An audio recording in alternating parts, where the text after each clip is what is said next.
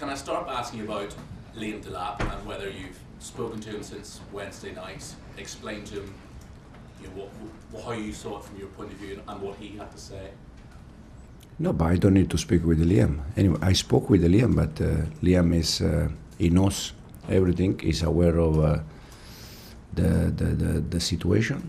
He knows that he made a mistake, and full stop. No more than that.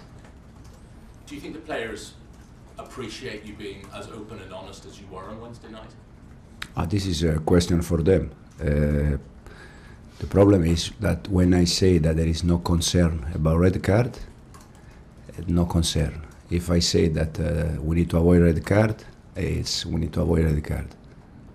I say what I think is correct to say. Sometimes we had red card that was difficult to avoid, and sometimes we had some red card that we could avoid. Do you think, generally speaking, there is a problem with discipline? I think that some of the red card that we concede, we can avoid that. And likewise, some of the yellow cards you were saying on Wednesday night as well were avoidable as well? I don't know. What can you do to change that, do you think, to change some of the rash tackles, some of the challenges, the avoidable cards? It's also something that we need to learn. Something that we have to do better, and for sure, no doubt that in the future we're gonna be better also on that. Okay, we'll go to John, BBC.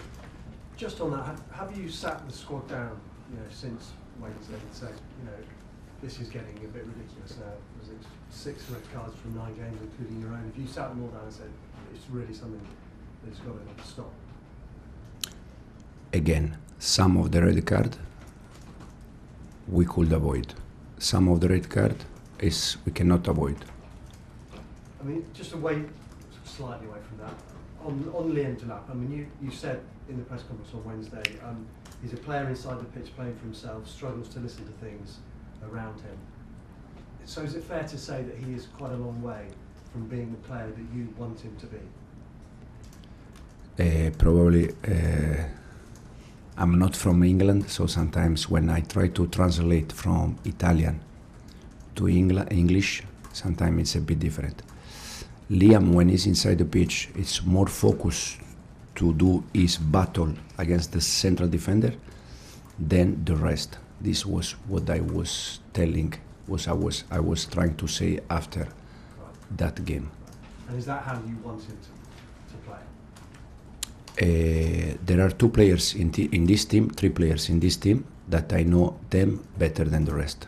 Romeo Lavia, Cole Palmer and Liam Delap. Because I know them from season 21, 4 years ago. So I know Liam how is, and I know that Liam will be a fantastic player for us, but there are some things, like the rest, that he needs to improve. Just looking at Tottenham, I'm sure you're aware, I'm sure you've looked at the videos, their home form, it's 1 home league win in 7, I think it's 3 in 18.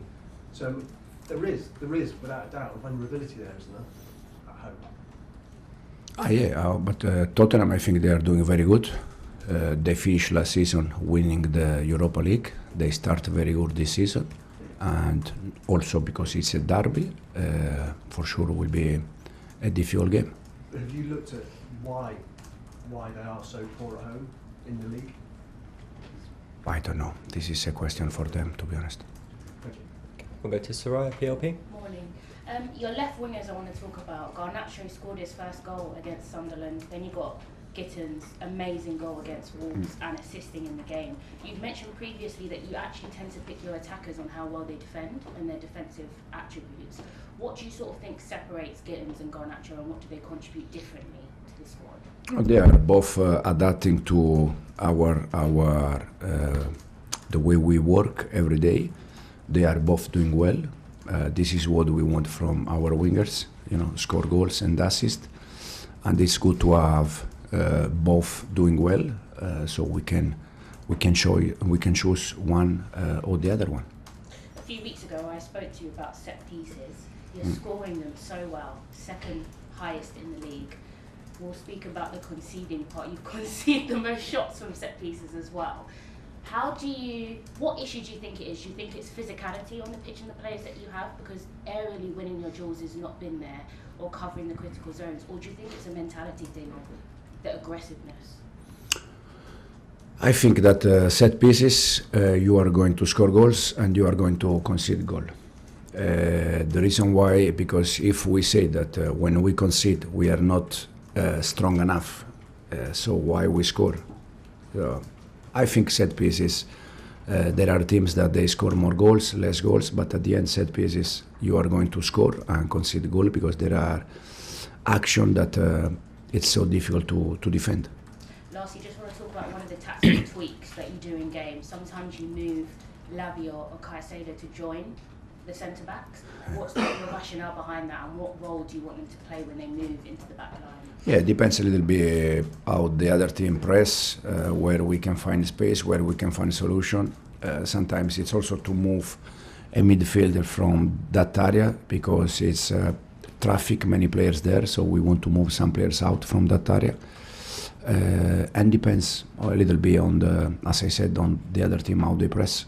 Okay, thank you. We'll go to Simon, Athletic. So, Hey Enzo, we've talked to you about when you do long throw-ins. Have you been working on defending long throw-ins? 'Cause that was another one in midweek that you conceded from. Is that something you've been working on this week, in particular because of Tottenham? They like to use long throw-ins a lot. yeah, and then we have Wolves at home that they do that, Yeah. and then we have for sure we are working. Yeah, for sure. And just quickly on Liam, just one question on Liam. Did he apologise when he spoke to you? Straight after the game in the changing room. Yeah. And did he apologise to the teammates as well? Or was it like Yeah, straight in the changing room after the game. He apologized to everyone. And Cole Palmer, is he still on course to be back at the end of his life? I just met him in the canteen for the breakfast, and I told him, I will say that in 1 week you are back. He was laughing. No, with the cold there is exactly the same plan. Wait, and hopefully he can be back soon. Okay, and we'll finish this section with Rob O'Connor. Hi, Enzo. Are you open to changing the way you personally approach squad discipline? You're still a young manager. There's obviously room to evolve in terms of tactics and other areas. If the approach to discipline isn't working, can you see yourself becoming a more forceful personality with discipline? I think, as I said many times, I like to learn, I like to evolve. In this moment, I think we are trying to do everything to avoid this kind of situation, and hopefully we can learn and we can be better in the future.